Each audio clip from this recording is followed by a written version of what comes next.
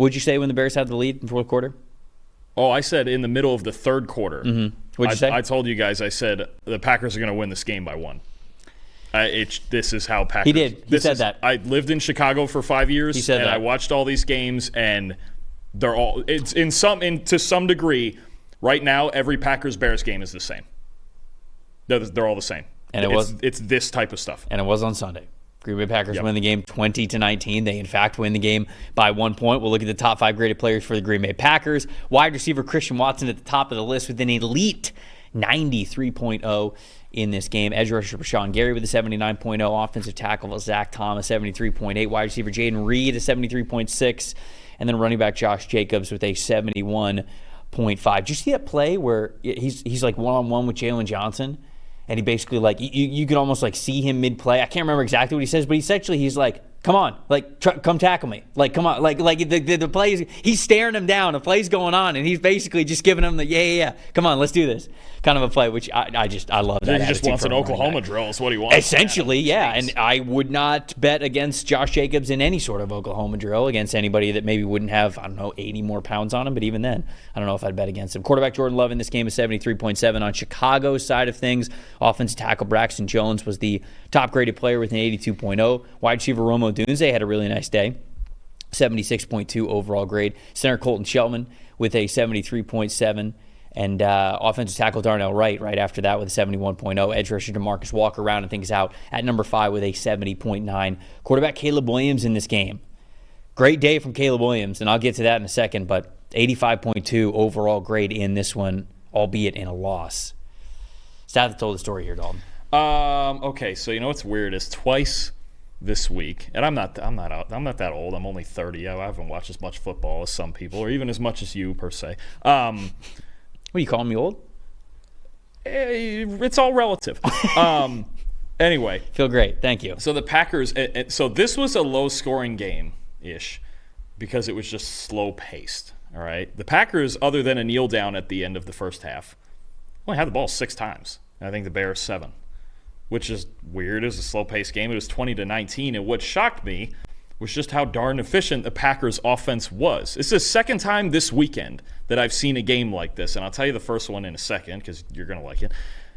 Packers only ran 43 plays in this game, all right? 19 of them resulted in a first down or a touchdown, and 12 of them were explosive plays, all right? You want to know where I got a flashback to like 24 hours earlier looking at numbers of your Florida Gators beating LSU on Saturday, because they did something like run a whole 44 plays. Yeah, you get one a year, we know. You get 44 plays, and they had like 11 explosive plays. And I was like, wow, I've never seen this before. And then the next day, the Green Bay Packers do it. 6 drives, 3 touchdowns. There was a punt in the first quarter, I think the second drive of the game, and 2 other drives stopped inside the 10. They were so efficient offensively in this game. 8.5 yards a play. That's very good. The Bears holding them to 20, I promise you, was not because the Bears played very good defense in this game. This game was just slow-paced, and both teams were milking the clock. The Packers should have probably scored 35, and if this game was more up-tempo, might have scored 50. Yeah, normally when you get a number like that of averaging that many yards per play, you're talking about hitting a bunch of explosives that probably would have like turned into touchdowns, which would have lit up the scoreboard a little bit better. That's not far, if not right around where like the Lions were at this week, and they scored 52. The Packers at this level of efficiency could have scored a lot more points in this. Again, they got stopped twice inside the 10. That's about the only time the Bears made a stand was twice inside their own 10-yard line. But the Packers were just so efficient offensively in this game. And, of course, it just makes you feel like, well, eventually they're going to break through, right? And that's why I told you, I'm like, they're going to get another lead in this game because, A, the Bears defense is not playing well, and B, well, it's Packers-Bears. It's just that's just going to happen. It's almost like when you talked about last week about the voodoo in the Superdome. I'm like, we got more of it this week. We sure do. But Packers-Bears, it's just like you just always get this feeling like the Packers are going to break through. And there was offensive numbers behind it that were like they're going to break through. Teams like this don't only score 13, 14 points when they're playing like this, but 8.5 yards per play is crazy.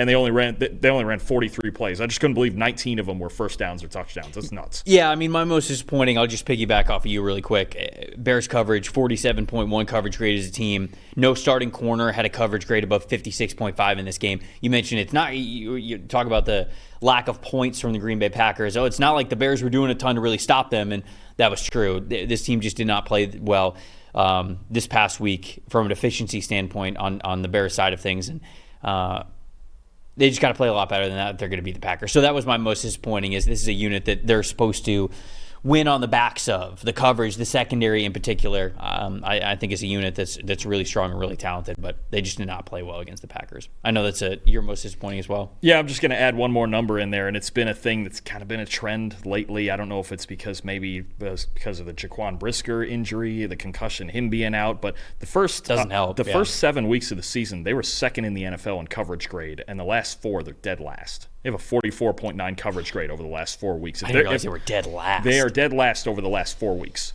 If their secondary's not rolling, their pass rush still isn't great. Their run defense is okay. It's not great. If they can't cover, because they were looking like they had one of the best young secondaries in the NFL, if this goes to, I mean, you just can't give up 8.5 yards per play. It's just not a thing you can do. And if the secondary's starting to fall apart now, you have a serious problem with their defense too. Seth told the story for me. I'm actually going to go on a positive here. I'm going to talk about the Bears offense. I'm going to talk about Thomas Brown, who's now the offensive coordinator, play caller for this team now that Shane Waldron is not the offensive coordinator. It looked a lot better. You know, I talked about it was a great day from Caleb Williams, 85.3 passing grade. I believe that's his second highest single game at passing grade that he has had this season outside of the London game where they played very, very well as well. When you look at just the last couple of weeks, it obviously has not been pretty for the Chicago Bears, and it was just so night and day different. I feel like the confidence level from everybody in the offense was much different. Now, Thomas Brown specifically, he was the offensive coordinator for the Carolina Panthers last year when Frank Reich was there, and when the Panthers started 0-6. They went into their bye week. They made a change at the bye week. They said, okay, Frank Reich is like, all right, I'm going to give play calling duties to Thomas Brown. He's going to take the play calling duties from me. So then there were 3 games after that because they had the bye week in week 7. It was week 8, week 9, week 10.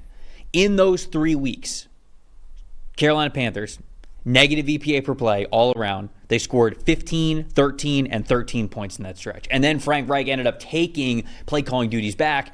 There's a couple of different theories of like why he did that, right? And maybe the writing was on the wall. Hey, this Carolina Panthers team isn't doing very well. Frank Reich, if he's going to get fired, it's kind of like, all right, I'm going to go out on my own sword kind of a thing. So maybe that's the reason why. I also wonder, Frank Reich talked very highly of Thomas Brown last year. And so I also wonder if he took play calling back from Thomas Brown almost to protect him, to say, look, it's not going to look pretty for this offense with you as a play caller. It doesn't really matter what plays you call. So I'm going to try to save you from this situation, right? Remember when Frank Reich got fired and Ejiro Evero could have been the interim head coach, and Ejiro was like, nope, you're not putting my name on this dumpster fire. That's not happening. I'm not putting that on my resume. I wonder if maybe Frank Reich did that with Thomas Brown and he realized that he was a bright mind and this was going to kind of like tarnish his resume. So anyways, all that to say, it didn't look great when he was the play caller last year with the Panthers. But nothing really did in Carolina. This past week for the Chicago Bears, second highest EPA per play of any game this season was this past week. When you look at some statistics from this past week, Caleb's second fastest time to throw. So whatever they were calling, he was very confident in seeing it very quickly. So they were getting all the ball out of his hands, which is very nice.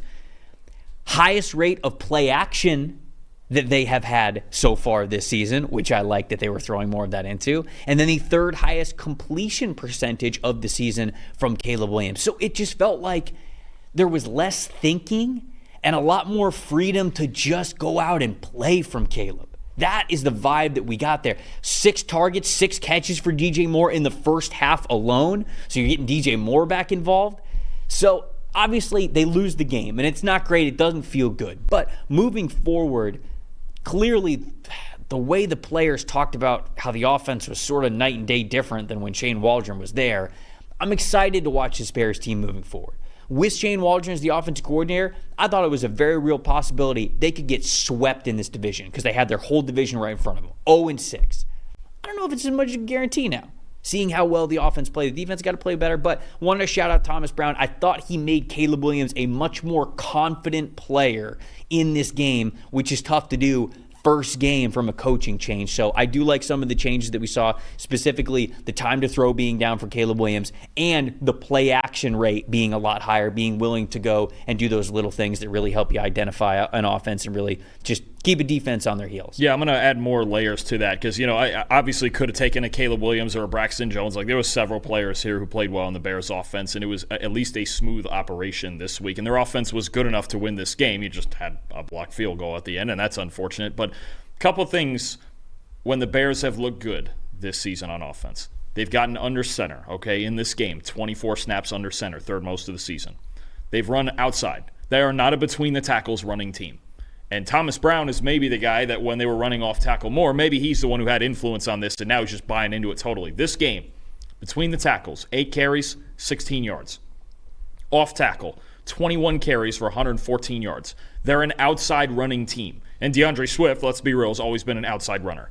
That's the way that goes. Mm-hmm. You mentioned DJ Moore, getting him involved. 7 screens the Bears ran in this game. The previous 3 weeks, they ran 3 total. Design touches for a good set of weapons outside. And then the other thing about Caleb Williams, not only being instinctual in the passing game, but they ran 8 read options in this game, and that was the most of the season. Caleb Williams got involved as a runner, both as a design runner and as a scrambler. He's a threat. He's a wicked athlete. Like, he is a serious problem in the open field, and he can take off and get first downs and touchdowns at any time with his feet, right? He made Caleb Williams more comfortable. You mentioned it. It's just, and working to the strengths of the entire offense. This is what their offense should look like right now. This is what's worked. If they continue to run off tackle and they continue to run some of the RPOs and screens and a lot of stuff he ran at USC, cool. Maybe he's not ready to just have a whole game of full field progressions. Most rookies aren't. That's not how it works, right? Mm-hmm. Even in Washington, they're just designing a lot of stuff for Jaden Daniels, or Sean Payton knows how to make Bo Nix's life easier. That should be the point of this, is to make a rookie quarterback's life easier. And that's exactly what Thomas Brown did in this game. So I went into the tape watch thinking, okay, I'm going to pick a player. I know he's going to talk about the OC, and everyone's going to talk about the OC change, but that's really what it was. No, it was. It's working. It's working to the optimal strengths of your team. Yep. DJ Moore's an after-the-catch guy. Get him screens. I don't know that it's that hard. And I know drawing up the concepts and X's and O's week to week, it's hard. That's why they make hundreds of thousands of dollars to do that. But you have to work to your strengths. And if you don't, like before, they just weren't, then you're going to lose ball games, and you're not going to score, and you're going to score 3 points against the Patriots. That's how it works. So at least their offense was a smooth operation, and it was just more comfortable for Caleb to work in. My most impressive, I'll end it on this one. Christian Watson played very well. I think we got to give him the hat tip, right? 4 targets, 4 catches, 150 receiving yards, a 60-yard pass where he had a diving pass, was able to get up, a lot of yards after the catch on that one. So it was just great to see that from Christian Watson. 92.7 receiving grade in this game. And, I think that we have been wanting someone to really step up for this Green Bay receiving room outside of Jaden Reed. It feels like Jaden Reed is the guy that you can consistently depend upon, but Christian Watson really showed up, and they need him to. We went into the year talking about how deep this receiving room was for the Green Bay Packers, and it feels like it's been Jaden Reed at the top, and it's like, okay, well, he's solidified himself as their top option. I think even these other guys need to play a little bit better, even if they're just the wide receiver 2 behind Jaden Reed. And so, obviously, a great day from Christian Watson. It was good to see him go off like this. Thanks for watching, everybody. Make sure you like and subscribe the video. And if you don't have a PFF Plus subscription, you can get one to see all the premium stats that we talked about here on the show, plus the expert betting and fantasy advice over at subscribe.pff.com. The description is also right below, so if you are not a PFF Plus subscriber, you can become one today.